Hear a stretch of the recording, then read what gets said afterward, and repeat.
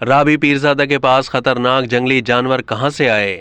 اسلام کی خاطر شوبز کی دنیا سے کنارہ کشی اختیار کرنے والی سابقہ گلوکارہ رابی پیرزادہ نے طویل مدت کے بعد دیے اپنے انٹرویو میں خود سے متعلق اہم انکشاف کر دیے۔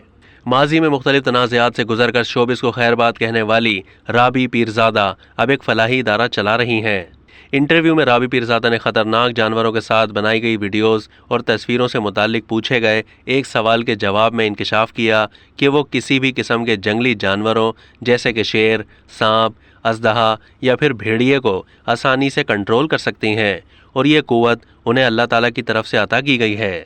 رابی پیرزادہ نے مزید کہا کہ میرے پاس کوئی جانور نہیں، میری پرانی تصویروں میں جو جانور تھے وہ کشمیر کے ایک دورے کے دوران مجھے ایک جگہ ملے تھے جن کا استعمال کرے ہوئے میں نے بھارتی وزیر اعظم مودی کو دھمکایا تھا۔ یہ دھمکی آمیز تصویریں اور ویڈیوز وائرل ہو جانے پر وائلڈ لائف والوں نے مجھ پر کیس کیا تھا۔ میرے خلاف بغیر لائسنس کے جنگلی جانوروں کو رکھنے کا مقدمہ درج کیا گیا تھا جو کہ اب ختم ہو چکا ہے۔ رابی پیرزادہ کا دوران انٹرویو بتانا تھا کہ میرا دماغ اب کافی نیچے آ چکا ہے۔ میں نے محکمہ وائلڈ لائف سے کہا کہ آپ مجھے معاف کر دیں اور میں آپ کو معاف کرتی ہوں۔ رابی پیرزادہ کا بتانا تھا کہ میں نے محکمہ وائلڈ لائف کے عملے سے کہا تھا کہ جب کبھی آپ کے گھر سے کوئی سانپ، شیر یا بھیڑیا نکلے تو آپ مجھے بلا لینا، میں اسے آپ کے سامنے پرسکون کر کے اپنے ساتھ صوفے پر بٹھا کر دکھاؤں گی۔ اب تک کے لیے اتنا ہی۔ مزید معلومات کے لیے ڈیلی جنگ کے یوٹیوب چینل کو سبسکرائب کیجیے۔